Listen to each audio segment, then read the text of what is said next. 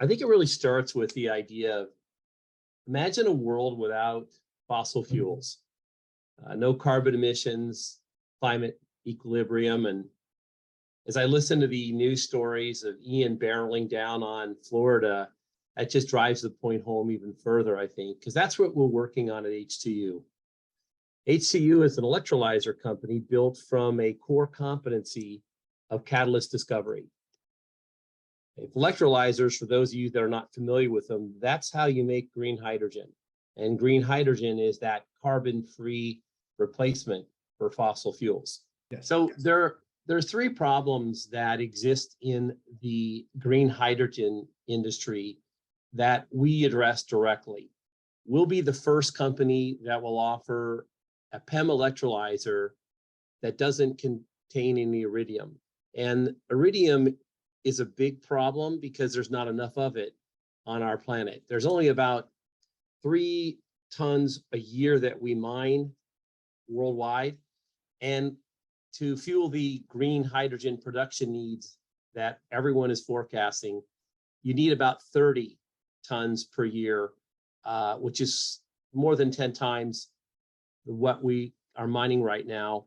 There's just not enough iridium on this planet. So there's a profound need with PEM electrolyzers to replace iridium. And with our catalyst discovery engine that you heard described in the video, we can get there faster and with better alternatives than anyone in our industry and really any company on the planet. We have a catalyst discovery capability that no one can match. So we're going to solve the iridium problem. The next thing we address is the high green hydrogen production costs. To be competitive, even close to on par with fossil fuel costs, you need to take the cost back of about at least 60% from what it costs to produce green hydrogen today.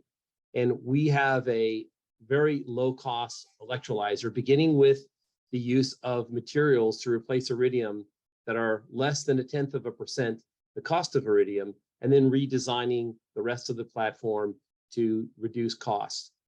And then the third thing that we do is we solve this problem that is growing, which is the storage and transportation of hydrogen.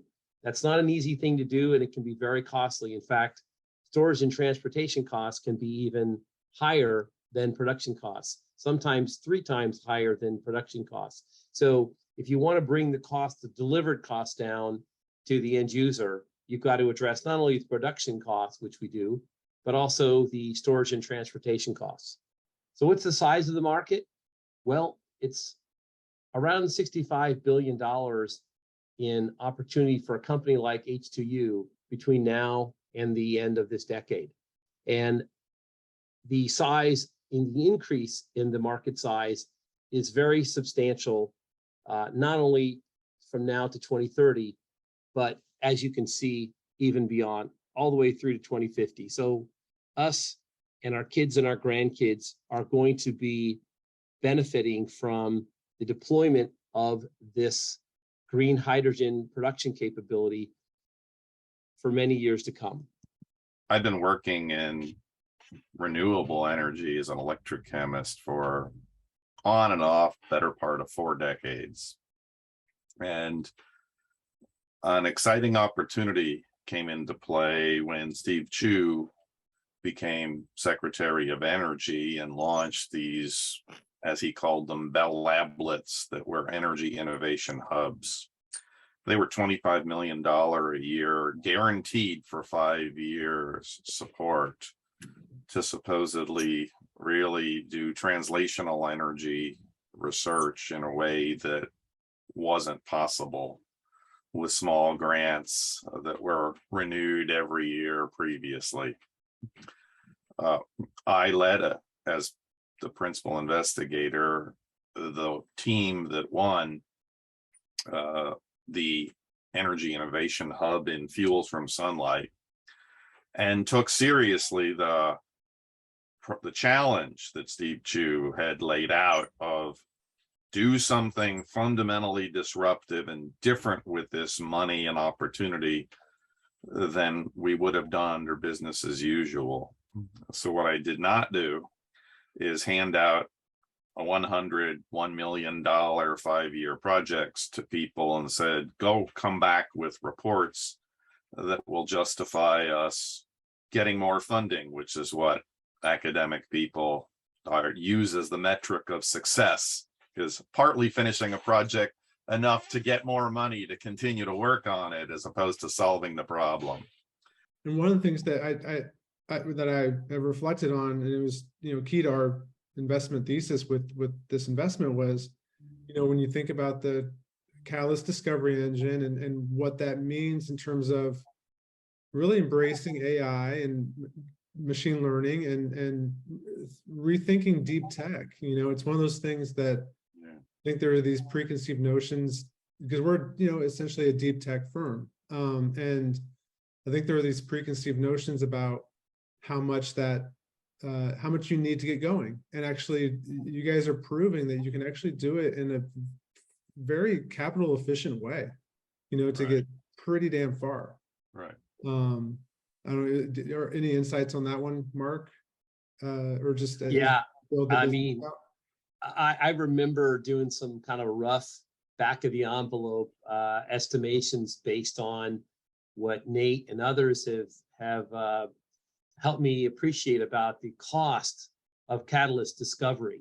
And just the cost, not even counting the time value, which is significant, because when you have windows of opportunity like this, 5 years and 10 years is a big difference. So we have the time benefit as well as the cost benefit that I would easily conservatively estimate is $50 million worth of value that the catalyst capability we have uniquely has already provided to H2U and our stakeholders and our customers.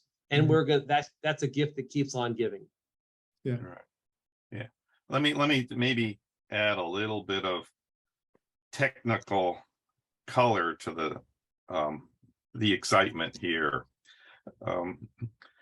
People talk about AI in chemistry all the time, and of course, drug companies try to use it to help discover new drugs along with getting leads. But what you don't do is you don't actually discover a efficacy drug. You discover a lead that out of those leads, 1 in a million turns out maybe to be a marketable pharmaceutical, right? Because they fail along the way. And nobody knows what the rules of chemistry are to discover new catalysts.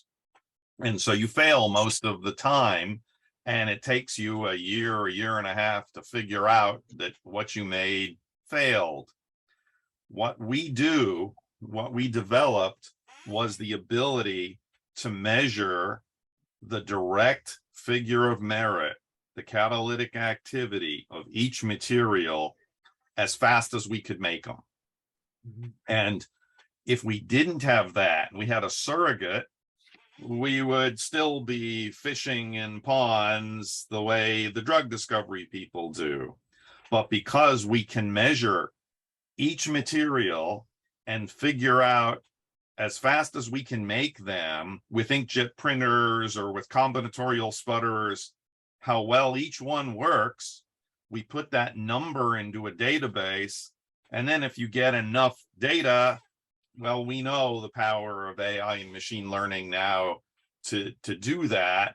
And so it's the combination of the direct measurement along with the AI and machine learning advances that have happened in the last 5 years that I think we can make the statement that if there's a catalyst to be discovered in this area, and there has to be in order for PEM to scale, because there isn't enough iridium otherwise, that we're going to be the ones that can discover it, because even if some other lab hits on something that's close in the next 5 years, we're going to have the world's largest database. We already do. It only gets smarter and better.